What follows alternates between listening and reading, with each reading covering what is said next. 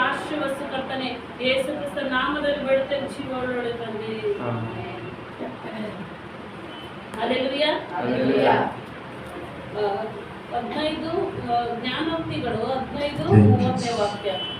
ಕಣ್ಣಿಗೆ ಬಿದ್ದ ಬೆಳಕು, ಹೃದಯಕ್ಕೆ ಆನಂದ, ಕಿವಿಗೆ ಬಿದ್ದ ಒಳ್ಳೆಯ ಸುದ್ದಿ, ಎಲುಬಿಗೆ ಪುಷ್ಟಿ.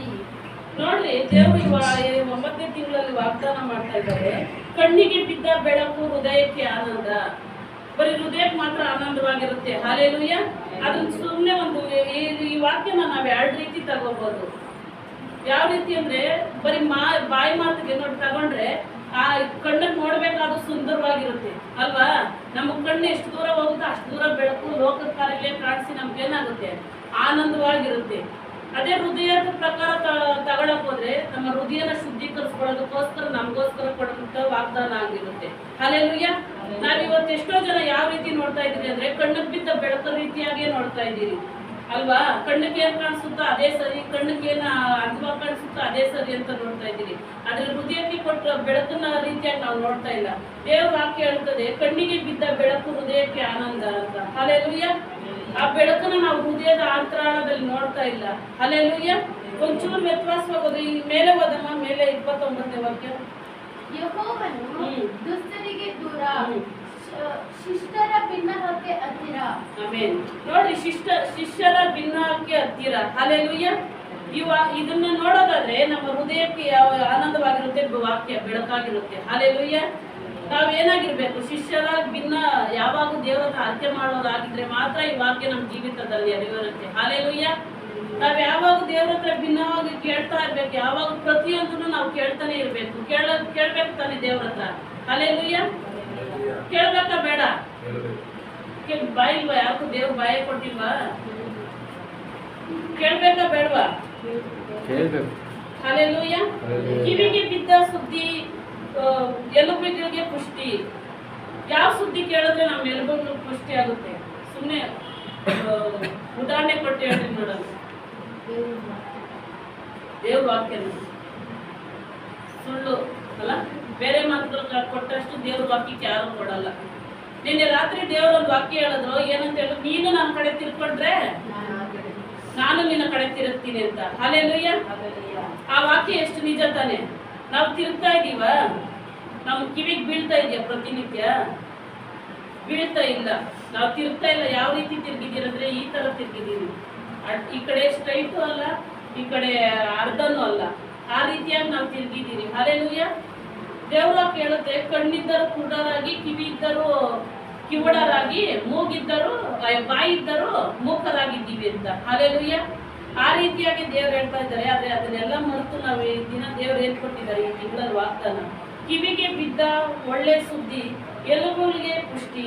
ಕೆಟ್ಟಿಗೆ ಮಾತಾಡ್ತಾನೆ ಇದ್ರೆ ಅದು ಬೀಳ್ತಾನೆ ಇರುತ್ತೆ. ಅದೇ ಒಳ್ಳೆ ರೀತಿಯಾಗಿ ಮಾತಾಡ್ತಾ ಇದ್ರೆ ಯಾವಾಗ ಒಳ್ಳೇದೇ ಬೀಳುತ್ತೆ ಅಲ್ವಾ. ಒಳ್ಳೇದಿಗೆ ಕೇಳಿಸ್ಕೊಂತ ಇರ್ಲಿ, ಒಳ್ಳೇದೇ ಸುದ್ದಿ ಬೀಳುತ್ತೆ. ಆದ್ರೆ ಕೆಟ್ಟ ಸುದ್ದಿ ಕೇಳ್ತಾ ಇದ್ರೆ ಏನಾಗುತ್ತೆ? ಯಾವಾಗ ನೋಡೋ ಕೆಟ್ಟದೇ ಯೋಚನೆ ಬರ್ತಾ ಇರ್ತೀವಿ. ನಾವು ಏನಾಗ್ಬೇಕು? ಕೆಟ್ಟ ಸುದ್ದಿ ಕೇಳೋದು ಬಿಟ್ಟು ಒಳ್ಳೆ ಸುದ್ದಿ ಆಗಿ. ಒಳ್ಳೆ ಸುದ್ದಿ ಅಂದ್ರೆ ಯಾವ್ದು ಅಂದ್ರೆ ದೇವ್ರ ವಾಕ್ಯ. ಪ್ರತಿನಿತ್ಯ ನಾವು ಯಾರು ದೇವ್ರ ವಾಕ್ಯ ಓದ್ತಿರೋ ಅದು ನಮಗೆ ಬಲಪಡಿಸುತ್ತೆ. ಹಲ್ಲೆಲೂಯಾ. ಕಣ್ಣಿಗೆ ಬೇಕಾಗಿರೋ ಬೆಳಕು ಬೇಡ, ನಮಗೆ ಹೃದಯಕ್ಕೆ ಬೇಕಾಗಿರೋ ಬೆಳಕು ಬೇಕು. ಹಲ್ಲೆಲೂಯಾ. ಕರೆಕ್ಟ್ ತಾನೆ? ಕರೆಕ್ಟ್ ಅಲ್ವಾ? ಕಣ್ಣಿಗೆ ಬಿದ್ದಿರೋ ಬೆಳಕು ಬೇಕಾ? ಹೃದಯಕ್ಕೆ ಬಿದ್ದಿರೋ ಬೆಳಕೇ ಬೇಕು. ಹಲ್ಲೆಲೂಯಾ. ನಮ್ಮ ಹೃದಯದಲ್ಲಿ ಯಾವಾಗೂ ಬೆಳಕು ಅನ್ನೋದಿದ್ರೆ ಬೆಳಕನ್ನ ದೇವ್ರು ಹೋಲಿಸ್ತಾರೆ, ಕತ್ತಲನ್ನ ಪಾಪನ ಸೈತಾನ ಹೋಲಿಸ್ತಾರೆ ಅಲ್ವಾ. ಯಾವಾಗ ನಾವು ನಮ್ಮ ಹೃದಯದಲ್ಲಿ ಏನಾಗಿರ್ಬೇಕು, ಆತನನ್ನೇ ನಾವು ಏನ್ ಮಾಡಿ ನಮ್ಮ ಹೃದಯದಲ್ಲಿ ಪ್ರತಿಷ್ಠಾಪನೆ ಮಾಡ್ಕೊಂಡಿರ್ಬೇಕು. ಯಾವಾಗ ಆತನನ್ನ ದೃಷ್ಟಿಸಿ ನೋಡ್ಬೇಕು. ಎಷ್ಟು ಜನ ಈ ದಿನದಲ್ಲಿ ರಾತ್ರೆಲ್ಲ ಪ್ರಯಾಸ ಪಡ್ತಾರೆ ಒಂದು ವಾಕ್ಯ ಈ ತಿಂಗಳು ವಾಗ್ದಾನಕ್ಕೋಸ್ಕರ. ಹಲ್ಲೆಲೂಯಾ.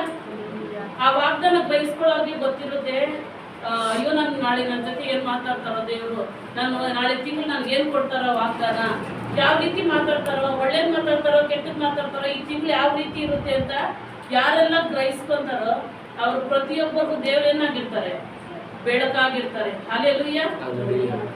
ನಾವು ಆ ಬೆಳಕನ್ನ ನಮ್ಮ ಕಣ್ಣುಗಳಿಗೆ ಮಾತ್ರ ಅಲ್ಲ, ನಮ್ಮ ಹೃದಯಕ್ಕೆ ಹತ್ತಿರವಾಗಿರ್ಬೇಕು. ಹಲ್ಲೆಲೂಯಾ. ಯಾವಾಗ ಒಳ್ಳೆ ಸುದ್ದಿ ಅಂದ್ರೆ ನಮ್ಮ ವಾಕ್ಯಗಳು ನಮ್ಗೆ ಯಾವಾಗ ಒಳ್ಳೆ ಸುದ್ದಿಯಾಗಿ ನಾವು ಓದ್ತಾ ಇರ್ಬೇಕು, ಕೇಳಿಸ್ಕೊಂತ ಇರ್ಬೇಕು. ಹಾಲೆಲೂಯ. Hallelujah. ಇವತ್ತು ಹೇಳಿದ್ರು ಕೇಳಿಸ್ಕೊಳ್ಳೋ ರೀತಿಯಾಗಿದ್ದಾರೆ ಅಲ್ವಾ? ಹೇಳಿದ್ರು ಕೇಳಿಸ್ಕೊಳ್ಳೋ ರೀತಿಯಾಗಿ ಯಾರು ಇಲ್ಲ. ಇದರ ವಾದನೆ ನಡೆಯುತ್ತೆ ಹೊರತು ಕೇಳಿಸ್ಕೊಳ್ಳೋ ಪೇಷನ್ಸ್ ಅಂತೂ ಯಾರಿಗೂ ಇಲ್ಲ. ಯಾಕಂದ್ರೆ ನಾನು 2 ತಿಂಗಳಲ್ಲಿ ನೋಡ್ಬಿಟ್ಟಿದ್ದೀನಿ. 2 ತಿಂಗಳಲ್ಲಿ ಅನೇಕ ಮಕ್ಕಳಿಗೆ ಹೇಳಿ ರಿಟರ್ನ್ ನಾನು ಯಾವ ರೀತಿ ತಗೊಂಡಿದ್ದೀನಿ ಅಂತ ನನಗೆ ಗೊತ್ತಾಗ್ಬಿಟ್ಟಿದೆ. ಹಾಲೆಲೂಯ. ಅವ್ಗ ಆ ಕೆಟ್ಟದ್ದು ಹೇಳೋಷ್ಟು, ಕೆಟ್ಟದ್ದು ಕೇಳಿಸ್ಕೊಳ್ಳೋಷ್ಟು ಈಸಿಯಾಗಿ ಒಳ್ಳೇದನ್ನ ಯಾರು ಕೇಳಿಸ್ಕೊಳ್ಳಲ್ಲ. ಹಾಲೆಲೂಯ. ಆದ್ರೆ ನಾವು ಆ ರೀತಿಯಾಗಿರೋದು ಬೇಡ. ನಮ್ಗೆ ಯಾವಾಗ ಏನಾಗಿರ್ಬೇಕು? ಒಳ್ಳೆ ಸುದ್ದಿ ಆಗಿರ್ಬೇಕು ನಾವು. ಹಾಲೆಲೂಯ. ಒಳ್ಳೆ ಸುದ್ದಿ ನಮ್ಮ ಕಿವಿಗಳಿಗೆ ಬೀಳೋರಾಗಿರ್ಬೇಕು, ನಮ್ಮ ಹೃದಯಕ್ಕೆ ಬೆಳಕಾಗಿರ್ಬೇಕು. ಬೆಳಕನ್ನೇ ವಾಗ್ದಾನವಾಗಿ ವಾಕ್ಯಗಳಾಗಿ ನಮ್ಗೆ ತಗೊಂಡ್ರೆ ನಮ್ಮ ಹೃದಯ ಯಾವಾಗ ಹೆಂಗಿರುತ್ತೆ? ಬೆಳ್ಳಗಿರುತ್ತೆ. ಹಾಲೆಲೂಯ. ದೇವ್ರನ್ನಿಟ್ಟು ನೋಡ್ರಿ, ಅಲ್ಲಿ ಹೃದಯದಲ್ಲಿ ಯಾವ ಒಂದು ಜಾಗ ಇಟ್ಬಿಟ್ಟು ಅಲ್ಲಿ ನೋಡ್ರಿ, ಆ ಹೃದಯ ಎಲ್ಲ ಬೆಳಕಾಗಿರುತ್ತೆ. ಯಾರೇನಾದ್ರು ಕೇಳಿಸ್ಕೊಳ್ಳೋ ಇದಕ್ಕೆ ವಾಕ್ಯ ಬಂದು ವಾಕ್ಯನೇ ನಮ್ಗೆ ಉತ್ತರ ಕೊಟ್ಬಿಡುತ್ತೆ. ಮಾತಿಗೆ ವಾಕ್ಯ ಬರುತ್ತಲ್ಲಪ್ಪ ಅನ್ನೋ ರೀತಿಯಾಗಿ ನಮ್ಗೆ ದೇವರು ದಾರಿ ತೋರಿಸ್ತಾರೆ. ಒಂದು ಬೆಳಕಾಗಿ ನಮ್ಮನ್ನು ರೂಪಿಸ್ತಾರೆ. ಹಾಲೆಲೂಯ. ನಾವು ಭಿನ್ನಕ್ಕೆ ಹತ್ತಿರವಾಗಿರ್ಬೇಕು ಯಾವಾಗಲೂ. ಯಾವಾಗ ಭಿನ್ನ ಅಂದ್ರೆ ಏನು? ಮೊರೆಗಳು ತಾನೆ. ಮೊರೆ ಯಾವಾಗ ಆತನಲ್ಲಿ ಬೇಡಬೇಕು. ಇಡೀ ತಿಂಗಳೆಲ್ಲ ನಾವು ಈ ವಾಗ್ದಾನ ನಿಟ್ಟು ನಡೆಯೋದಾದ್ರೆ ದೇವ್ರು ನಮ್ಮನ್ನ ಏನ್ ಮಾಡ್ತಾರೆ? ಆನಂದವಾಗಿ ಪಡಿಸ್ತಾರೆ. ಇಲ್ಲಾಂದ್ರೆ ನಿಜ ಪಡಿಸೋದಿಲ್ಲ. ಯಾಕಂದ್ರೆ ದೇವ್ರ ವಾಕ್ಯ ಯಾವತ್ತೂ ಸುಳ್ಳಾಗೋದಕ್ಕೆ ಸಾಧ್ಯ ಇಲ್ಲ. ಇದೆಯಾ? ಸುಳ್ಳಾಗೋಕೆ ಸಾಧ್ಯ ಇದೆಯಾ? ಯಾವಾಗ ಸತ್ಯದಲ್ಲೇ ಇರುತ್ತೆ. ಯಾವಾಗ ನಾವು ಅದೊಂದು ವಾಕ್ಯ ಹಿಡಿದು ನಾವು ನಡೆಯೋದಾದ್ರೆ ಇಡೀ ತಿಂಗಳು ನಮ್ಮನ್ನು ನಡ್ಸ್ಕೊಂಡ್ಬರ್ತಾರೆ. 8 ತಿಂಗಳ ಕಾಲ ಯಾವ ರೀತಿ ನಡೆಸಿದ್ರು, ಯಾವುದಕ್ಕೂ ಕೊರತೆ ಇಲ್ಲದಾಗಿ ನಡೆಸಿದ್ದಾರೆ. ಯಾರಾದ್ರೂ ಊಟ ಬಿಟ್ಟಿದ್ದೀರಾ? ಒಂದಿನ ಉಪವಾಸ ಇದ್ದೀರಾ? ಹಳೆ ಬಟ್ಟೆ ಹಾಕೊಂಡು ಇವತ್ತು ನಮ್ಮ ಮನೆಗೆ ಊಟಕ್ಕೆ ಗತಿ ಇಲ್ಲ, ಒಂದು 100 ರೂಪಾಯಿ ಕೊಡುಗೆ ಅನ್ನೋ ಥರ ಬೆಳೆಸಿ ಇಟ್ಟಿದ್ದಾರ? ಅನುದಿನವೂ ಹೊಸ ರೀತಿಯಾಗಿ ಇಟ್ಟಿದ್ದಾರೆ. ನಾನೇ ಅನ್ಕೊಂತ ಇರ್ತೀನಿ ಎಷ್ಟು ಯಾವ ರೀತಿ ಹೋಗ್ಬಿಡ್ತಪ್ಪ ಅಂತ. ಆ ರೀತಿಯಾಗಿ ನಾವು ಕಾಣ್ಬೇಕಾದ್ರೆ ದೇವ್ರನ್ನ ನಮ್ಮ ಹೃದಯದಲ್ಲಿ ಇಟ್ಟು ಆತನ ಬೆಳಕು ನಮ್ಮ ಹೃದಯದಲ್ಲಿ ಪ್ರಶಾಂತವಾಗಿ ಹೊಳಿತಾ ಇದ್ರೆ ಮಾತ್ರನೇ ಸಾಧ್ಯ.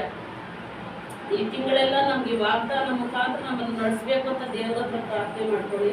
ಮತ್ತೊಂದ್ಸಾರಿ ಓದೋದು ಅಷ್ಟೇ. ಕಟ್ಟಿಗೆ ಬಿದ್ದ ಬೆಳಕು ಹೃದಯಕ್ಕೆ ಆನಂದ, ಕಿವಿಗೆ ಬಿದ್ದ ಒಳ್ಳೆಯ ಸುದ್ದಿ ನೆನಪಿಗೆ ಪುಷ್ಟಿ. ಊಟ ತಿಂಡಿ ಬದುಕೋದಿಲ್ಲ. ನಮ್ಗೆ ಏನು ದೇವ್ರ ವಾಕ್ಯ ಬಂದ ವಾಕ್ಯದಿಂದ ನಾವು ಬದುಕ್ತೀವಿ ಅಂತ ಇದೇ ತಾನೇ ದೇವ್ರ ವಾಕ್ಯ. ರೊಟ್ಟಿ ತಿಂಡಿ ಬದುಕಲ್ಲ, ದೇವ್ರ ವಾಕ್ಯದಿಂದ ಬದುಕ್ತೀವಿ ಅಂತ ತಾನೇ ವಾಗ್ದಾನ ಇದೆ. ಅದಕ್ಕೆ ನಮ್ಮ ಎಲುಬುಗಳಿಗೆ ಪುಷ್ಟಿಯಾಗಿರ್ಬೇಕಾದ್ರೆ ಏನಾಗಿರ್ಬೇಕು?